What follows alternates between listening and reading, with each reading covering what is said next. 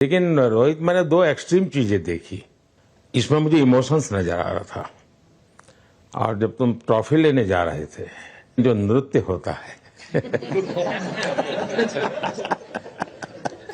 Sir, उसके पीछे ये था कि जैसे हम सबके लिए इतना बड़ा मोमेंट था वो, और हम सब लोग इस चीज का इतने साल से इंतजार कर रहे थे। तो मुझे लड़कों ने बोला कि आप सिर्फ ऐसे ही मत जाना, चलकर कुछ अलग करना। तो ये चहल का आइडिया था क्या? चहल और कुलदीप, चहल और कुलदीप। अच्छा।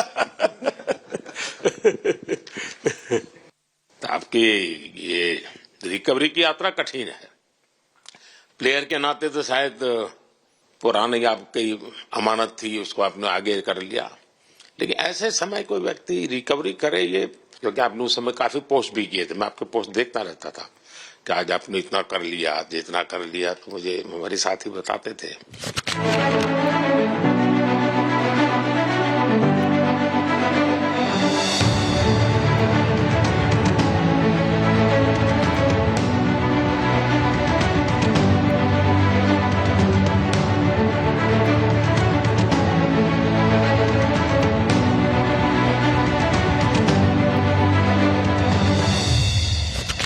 सर, थैंक यू पहले कि आपने हम सबको यहाँ बुलाया।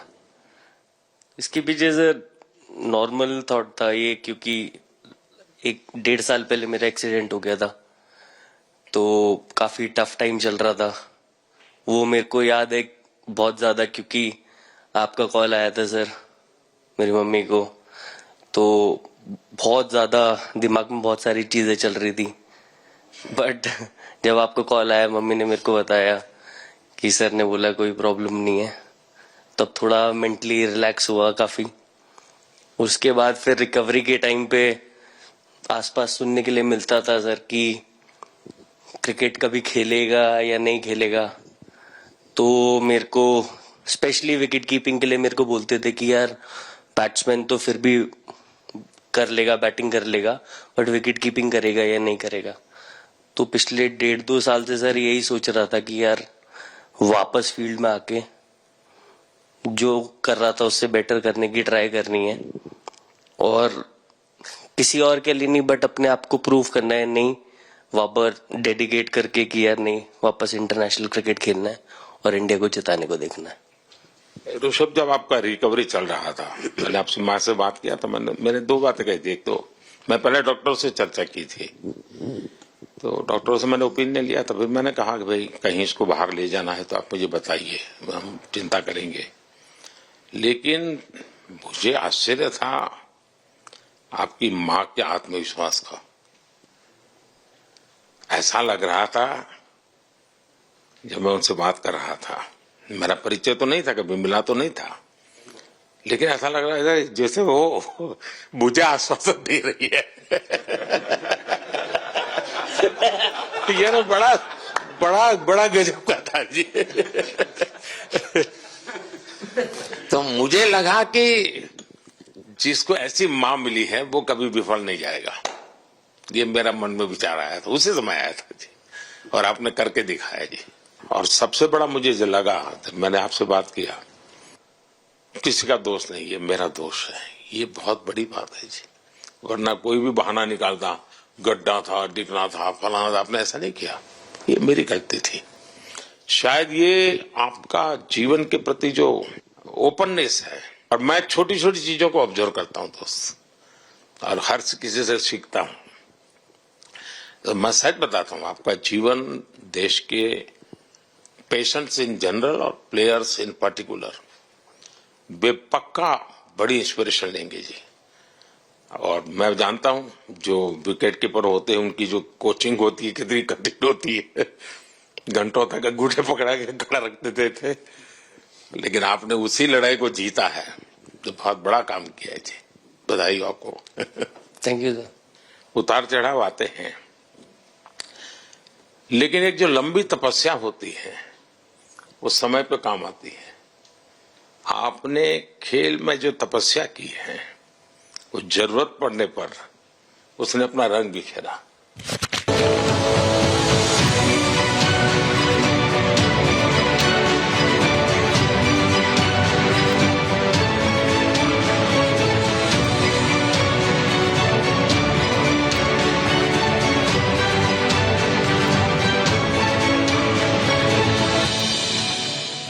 विराट बताइए, इस बार की लड़ाई तो आप उतार चढ़ाव वाली रही आपकी।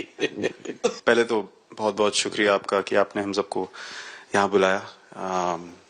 और ये दिन मेरे लिए बहुत हमेशा मेरे जहन में रहेगा, क्योंकि ये पूरे टूर्नामेंट में मैं वो कंट्रीब्यूशन नहीं कर पाया जो मैं करना चाहता था। और एक समय पे मैंने राहुल भाई को भी बोला कि मैंने अपने आप को और टीम को दोनों को न्याय नहीं दिया अभी तक। तो इन्होंने मुझे बोला कि जब सिचुएशन आएगी तो मुझे भरोसा है कि तुम परफॉर्म करोगे। तो ये कॉन्वर्सेशन हमारी हुई थी। और जब हम खेलने भी गए तो मैंने पहले ही रोहित को बोला, क्योंकि मेरा जैसे टूर्नामेंट गया था मुझे इतना कॉन्फिडेंस नहीं था अंदर जब मैं खेलने जा रहा था कि वैसी बैटिंग हो सकेगी जैसी मैं करना चाहता हूँ। तो जब हम खेलने गए मुझे पहले 4 बॉलों में 3 चौके मिले। तो मैंने इसको जाके बोला, मैंने कहा यार ये क्या गेम है ये, मतलब एक दिन ऐसे लगता है 1 रन नहीं बनेगा और एक दिन आप जाते हैं और सब कुछ होने लगता है। तो वहां पे मुझे फील हुआ कि, और स्पेशली जब हमारी विकेट गिर गई, कि वो सिचुएशन में मुझे अपने आप को सरेंडर करना है। टीम के लिए क्या जरूरी है इस समय पे, सिर्फ वही मेरे फोकस में था। और मुझे ऐसा फील हुआ कि वो मुझे उस जोन में डाला गया। अब वो मैं किस वजह से डाला गया वो एक्सप्लेन करना मुश्किल है, बट मुझे ऐसा फील हुआ कि बिल्कुल मैं उस मोमेंट में बंद गया। और बाद में मुझे समझ आया कि जो चीज होनी होती है वो किसी भी तरीके से होती है। तो ये होना ही था मेरे साथ, टीम के साथ। अगर आप मैच भी देखें, जिस तरीके से हम मैच जीते एंड में, जो सिचुएशन थी, हम लोगों ने एक एक बॉल को जिया एंड में, जहां से मैच पलटा। और हमारे अंदर क्या चल रहा था वो हम एक्सप्लेन नहीं कर सकते। एक एक बॉल में कि मैच यहाँ जा रहा है वहां जा रहा है। एक समय पे उम्मीद छूट चुकी थी। उसके बाद हार्दिक ने विकेट लिया, उसके बाद एक एक बॉल करके वो एनर्जी फिर बनी।